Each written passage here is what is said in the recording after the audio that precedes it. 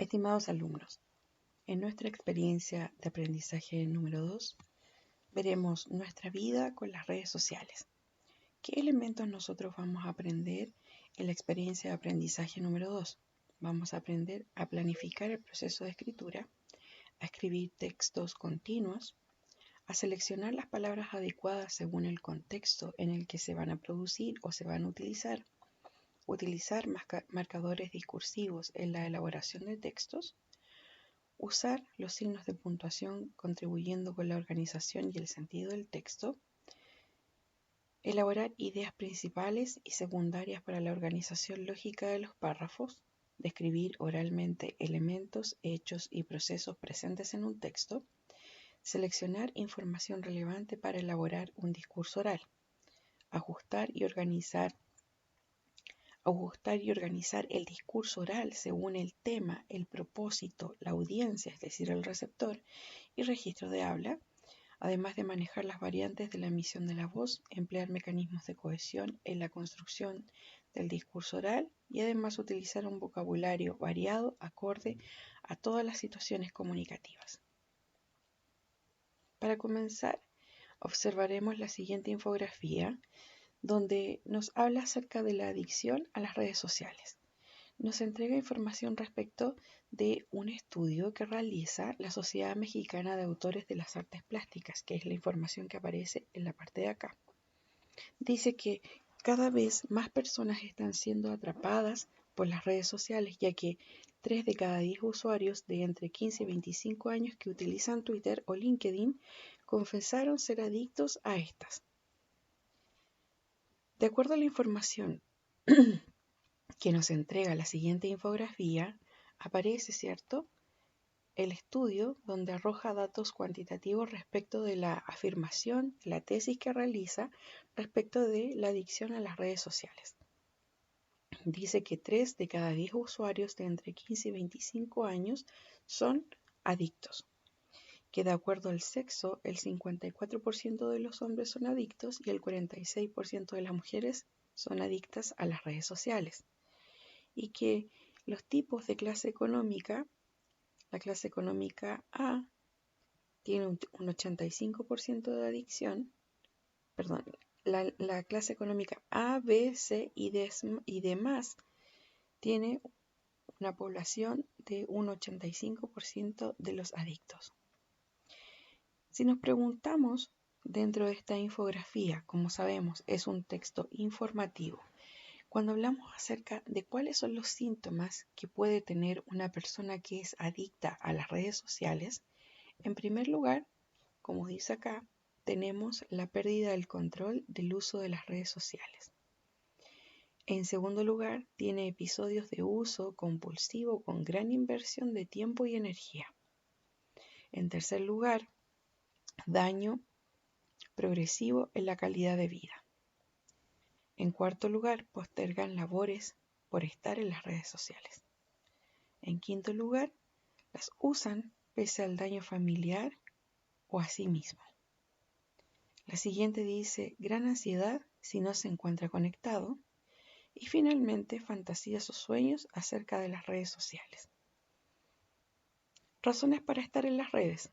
Más de 6 horas, dice la gente encuestada de acuerdo al estudio de la Sociedad Mexicana de Autores de Artes Plásticas, dice que el 56% de las personas dice que está conectada por la razón, principalmente porque le gusta.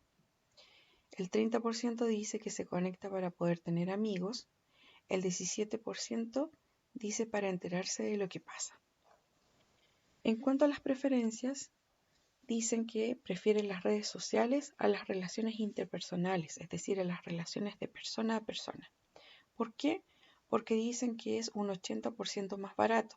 Si yo voy a establecer, por ejemplo, una relación interpersonal directa con otra persona, lo más probable es que tenga que invertir dinero para poder establecer, ¿cierto?, una conversación, un reencuentro de amigos. Por eso los adictos a las redes sociales prefieren el uso de una red social para poder, en este caso, invertir en ahorro. Porque dice que el 80% de la población dice que es más barato. El 78% de la población encuestada dice que resulta ser más cómodo. El 30% de la población encuestada dice que es más seguro. Y el 14% de la población encuestada dice que presupone más autenticidad y libertad. Ojo, esta infografía nos dice, en la parte inferior, dice que como nota importante, en abril pasado la asociación dio a conocer que el 54% de los hombres estableció relaciones humanas virtuales, de las cuales solo el 11% derivó en relaciones personales. Acá aparece la fuente de donde se sacó la información y dice, como preguntas de activación de conocimientos y reflexión, ¿qué redes sociales utilizas más frecuentemente? Tenemos Instagram, tenemos Twitter, tenemos Facebook, WhatsApp, etc. ¿Cuál de todas utilizas con más frecuencia? La pregunta número 2 dice, ¿estás de acuerdo con la infografía? ¿Qué te llama más la atención de lo que allí se señala? Ahí, como es una pregunta bastante personalizada, tú debes desarrollarla de acuerdo a tu percepción.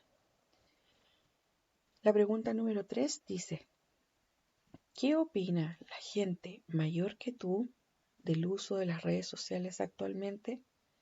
Ahí debes colocar la opinión que te puede entregar, por ejemplo, tu mamá, tu abuelito, tu abuelita, tu tío, tu bisabuela, etc.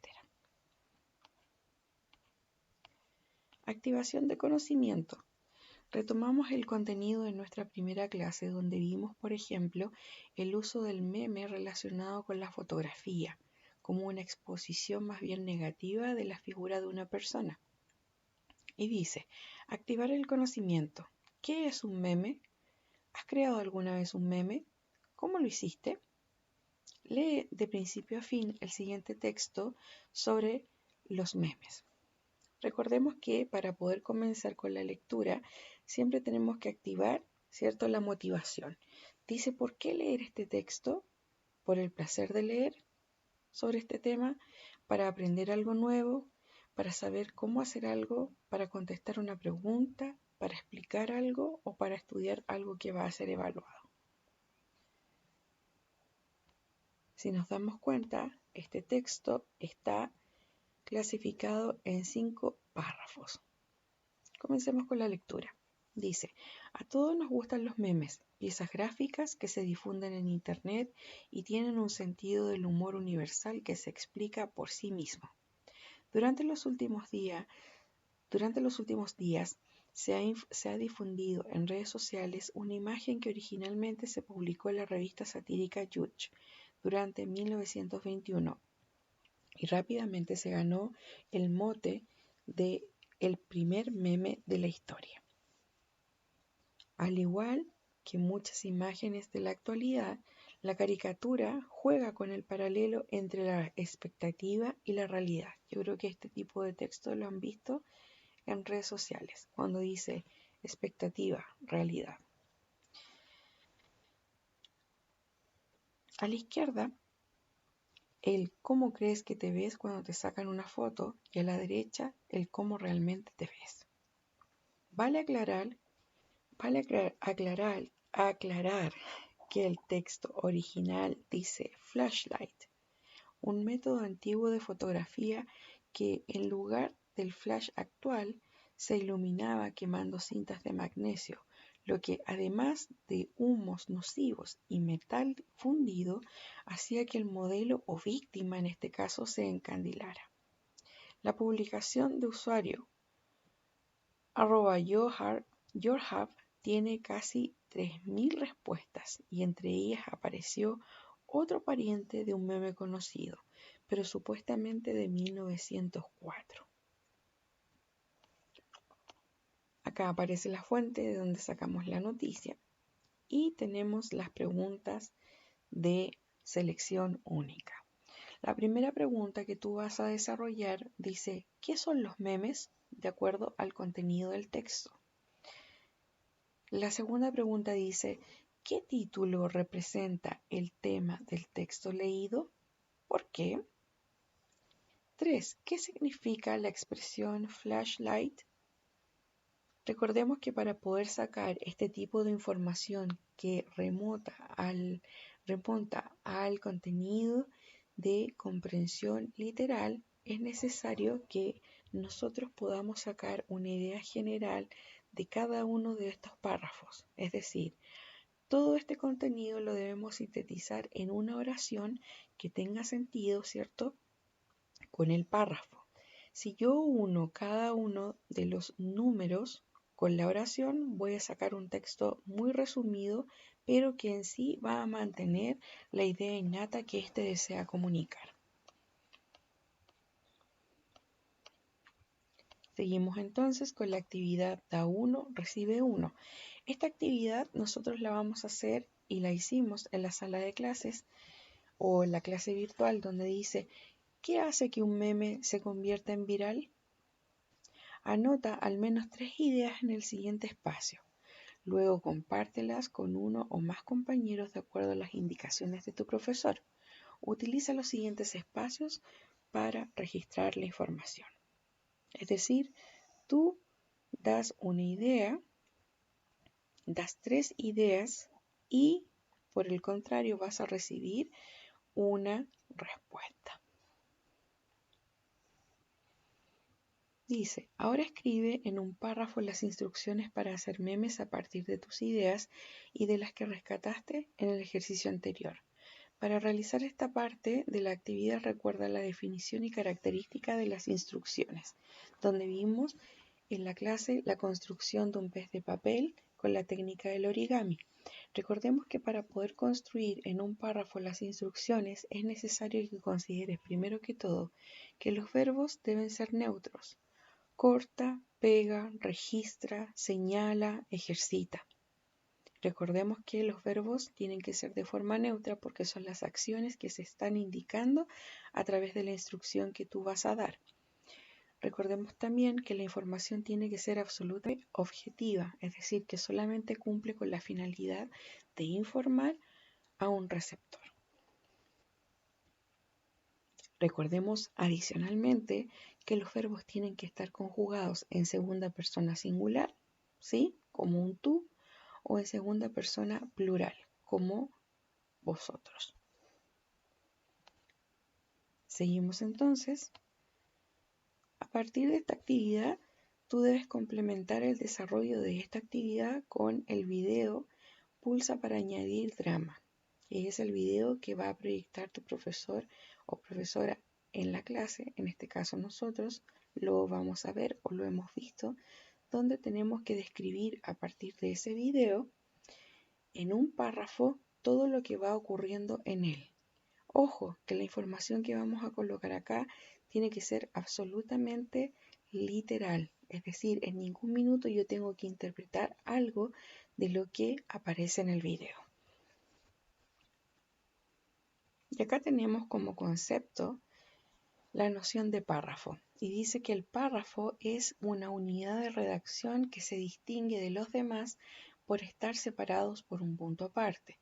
Contiene varias frases, todas dirigidas a transmitir una sola idea.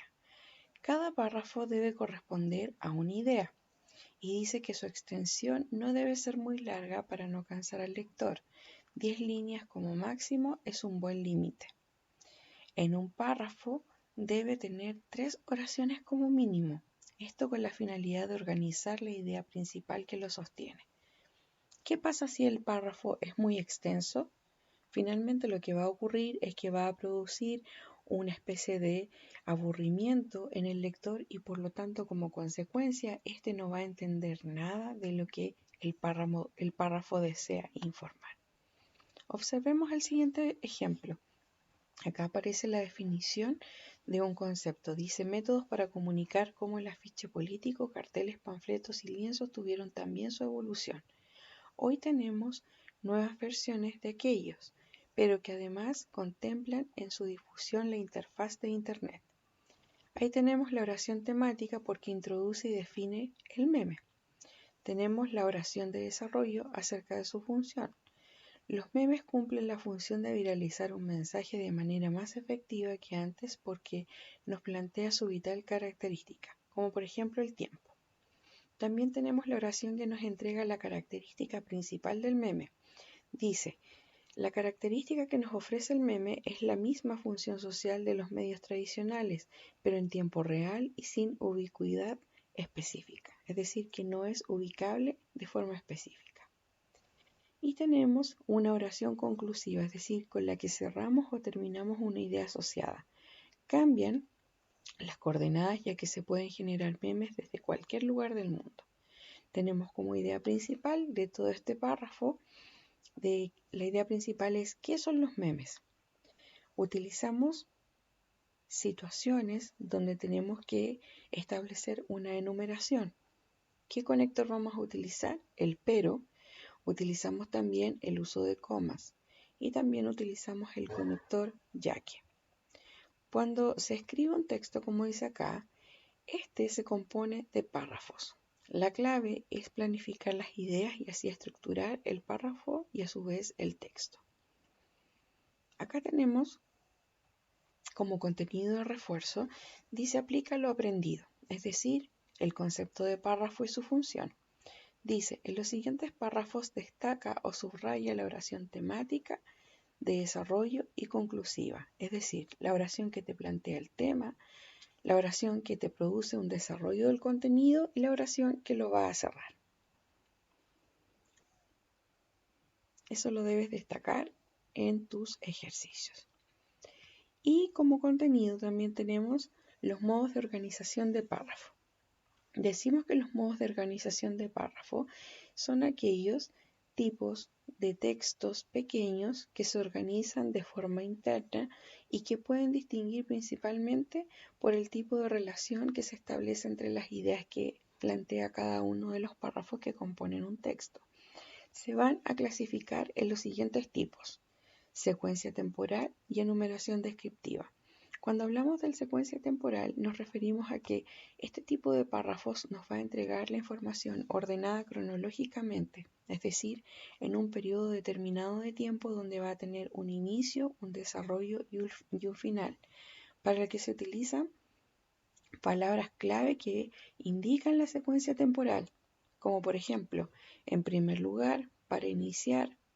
Después en el desarrollo podemos encontrar en segundo lugar, además, luego, y para finalizar en la conclusión de esa línea de tiempo imaginaria que nosotros vamos a realizar, vamos a tener los conectores finalmente, en conclusión, para finalizar, para concluir.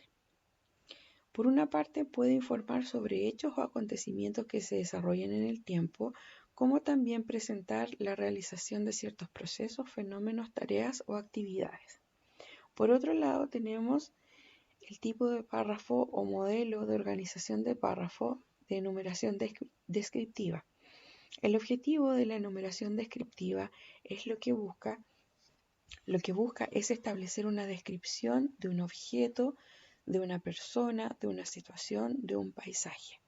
Esa descripción tiene que ser bajo un proceso de enumeración o de una lista de sus características, porque de esa manera lo que se busca es describir aquello que estamos haciendo, aquello que estamos hablando, aquello que estamos escribiendo. Un ejemplo muy claro de enumeración descriptiva, por ejemplo, es una receta de cocina, donde nos va a indicar el paso a paso del procedimiento que tenemos que hacer, que nos va a entregar una estructura de que en primer lugar, por ejemplo, si quiero hacer un queque, que en primer lugar tengo que mezclar los huevos, el aceite y el azúcar. Y ahí nos va a entregar una secuencia, una enumeración descriptiva de los pasos que yo tengo que hacer. En cambio, en el anterior, el de secuencia temporal, yo me voy a fijar principalmente en la cronología de los hechos a través del tiempo. Un claro ejemplo que puedo encontrar de un modo de secuencia temporal son, por ejemplo, las biografías, donde nos entregan una línea de tiempo imaginaria que va a partir, por ejemplo, con el nacimiento del personaje, después con el desarrollo de la vida del personaje y finalmente con el cierre, que finalmente viene siendo la muerte del personaje. También tenemos los marcadores discursivos. Cuando hablamos de los marcadores discursivos, nos referimos a que son palabras o grupos de palabras cuya función es enlazar oraciones, enunciados o contenidos. ¿Con qué propósito? Con el propósito de poder comunicar algo y además manifestando las relaciones de significado que tienen entre sí algunos párrafos. De esa manera van a ofrecer al lector pistas para poder conseguir el sentido del texto, uniendo de diferentes maneras las ideas que lo componen. Algunos marcadores temporales van a ordenar cronológicamente hechos y acciones.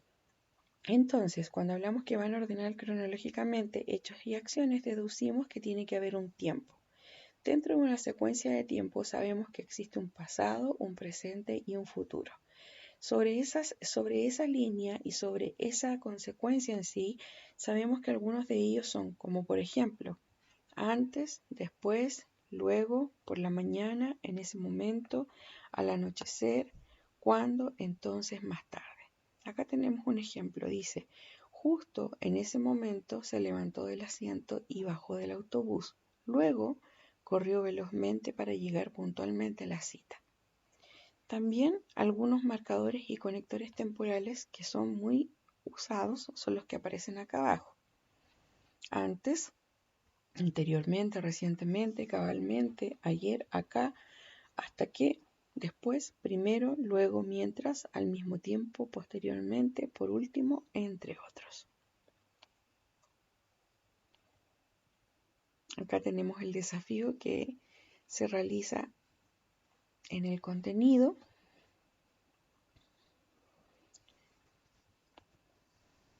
Del GIF que vimos en la clase. Acá tenemos el texto de activación de conocimiento, donde para poder activar el conocimiento inicial es necesario preguntarnos si conoces la aplicación TripAdvisor, ¿la has utilizado alguna vez?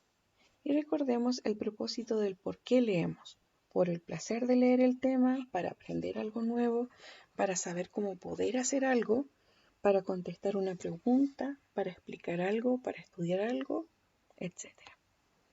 El texto que nosotros vamos a leer en este minuto está clasificado en un texto informativo donde nos va a entregar una serie de informaciones. Dice, Gabriela, estudiante de 19 años, residente en Valparaíso, está muy contenta, pues vendrán sus tíos del norte del país a conocer la ciudad. Ella quiere optimizar la visita, ya que estarán solo 5 días, y quiere mostrar algunos espacios patrimoniales a sus familiares. Como no nació en Valparaíso, no conoce cabalmente dichos sectores, por ello decide buscar en TripAdvisor. Algunas de las opciones que Gabriela encuentra allí corresponden a distintos tours y museos. Centra su atención en el que tiene una alta puntuación y decide investigar para decidir si es una buena opción para llevar a sus familiares. Acá aparece el precio de los tours turísticos, el Museo de Historia Natural, Villa Victoria. Estos son algunos de los comentarios asociados al Museo Villa Victoria que Gabriela encontró en su búsqueda. En este lugar vemos un ayer glorioso de un lugar como Valparaíso. Si se fijan acá, el texto tiene los marcadores temporales subrayados. Ayer, acá, lejos, antes de, después. Acá en Chile se necesitan lugares como este. No cuesta nada marcar la diferencia. Totalmente recomendado. No queda tan lejos del centro de la ciudad, pero es recomendable tomar locomoción. Antes de llegar, nosotros llamamos porque no está abierto todo el día. Vale la pena conocer un espacio que no es tan popular. Después de conocer la Sebastiana, pensamos que no habría nada mejor allá en Valparaíso.